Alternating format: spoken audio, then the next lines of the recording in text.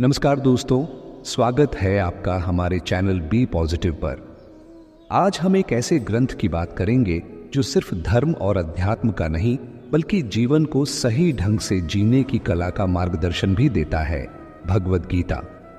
गीता में जीवन के ऐसे गहरे और अनमोल सबक छिपे हैं जो हमें हर परिस्थिति में सही निर्णय लेने और सच्चे सुख की ओर बढ़ने की प्रेरणा देते हैं। तो आज इस वीडियो में हम जानेंगे गीता से 10 सबसे महत्वपूर्ण जीवन के सबक जो आपके जीवन को नई दिशा देंगे। तो चलिए शुरुआत करते हैं। पहला सबक, मन को काबू में रखना। गीता का पहला सबक है मन को काबू में रखना। हमारा मन ही हमारी सबसे बड़ी ताकत और सबसे बड़ी कमजोरी भी हो सकता है। अगर हम इसे अपने विचारों और भावनाओं के जाल में फंसा देंगे तो हम हमेशा तनाव और उलझनों में रहेंगे। लेकिन जब हम मन को शांत रखते हैं, उसे नियंत्रित करते हैं, तो हम सही दिशा में सोच सकते हैं और अपने जीवन के लक्ष्यों को हासिल कर सकते हैं। जिसने अपने मन को जीत लिया है उसके लिए मन सबसे अच्छा मित्र है। अध्याय 6 श्लोक 6। दूसरा सबक, निस्वार्थ कर्म करो।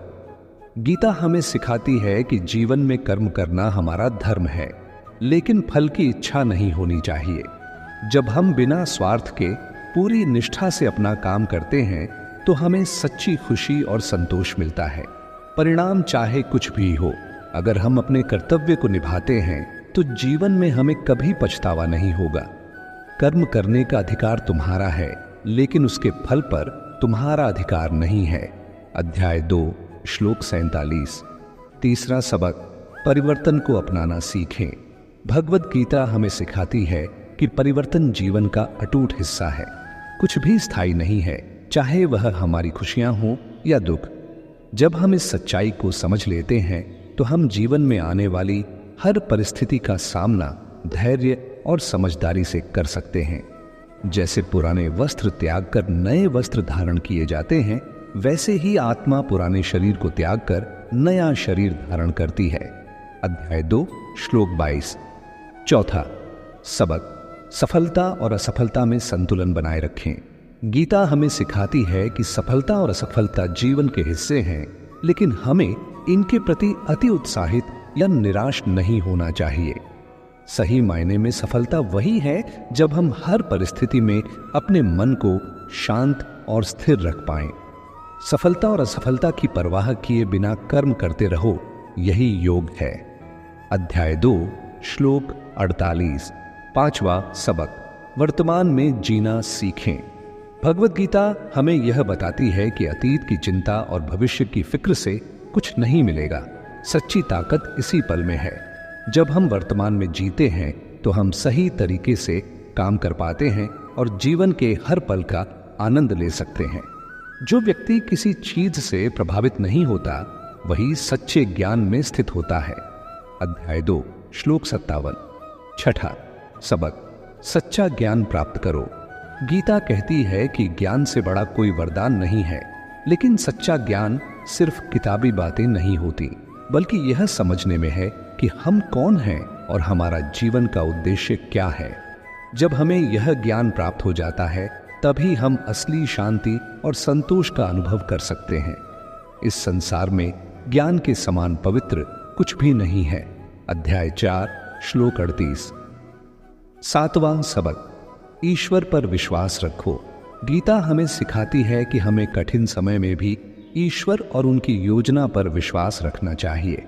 जब हम पूरी श्रद्धा और भक्ति से ईश्वर को समर्पित होते हैं तो हमें हर कठिनाई में भी शक्ति और मार्गदर्शन मिलता है। जो व्यक्ति मुझ में विश्वास रखता है उसे परम शांति और आनंद प्राप्त होता है।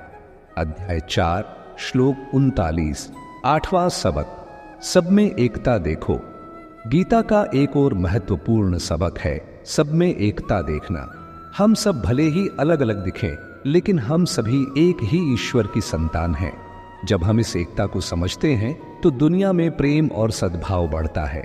जो मुझे हर चीज में देखता है और हर चीज में मुझे देखता है, वह मुझसे कभी अलग नहीं होता। अध्याय 6 श्लोक 30। नौवां सबक, निडर बनो। गीता हमें सिखाती है कि हमें जीवन में किसी भी परिस्थिति से डरना नहीं चाहिए।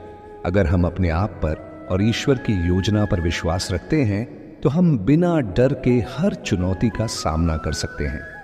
सब डर और चिंता को छोड़ दो और मुझ में शरण लो। अध्याय 18, श्लोक 66। 10वां सबक, आत्म साक्षात्कार। अंत में गीता का सबसे बड़ा संदेश है आत्म साक्षात्कार, यानी अपने असली स्वरूप को पहचानना। जब हम अपनी आत्मा और सच्ची पहचान को जान लेते हैं तब हम दुनिया के भौतिक मोह माया से मुक्त हो जाते हैं और सच्ची शांति का अनुभव करते हैं। जो व्यक्ति अपनी इंद्रियों को वश में कर लेता है वही ज्ञान में स्थिर होता है। अध्याय 2, श्लोक 58। भगवत गीता जीवन का एक अमूल्य मार्गदर्शक है। यदि हम इन 10 सबकों को अपने जीवन में लागू करें तो हम न केवल बाहरी जीवन में बल्कि अपनी आत्मा में भी शांति और स्थिरता पा सकते हैं। उम्मीद है कि आपको यह वीडियो पसंद आया होगा। अगर हां तो इसे लाइक और शेयर करना न भूलें और हमारे चैनल को सब्सक्राइब करें ताकि आपको और भी ऐसे ज्ञानवर्धक वीडियो मिलते रहें। धन्यवाद।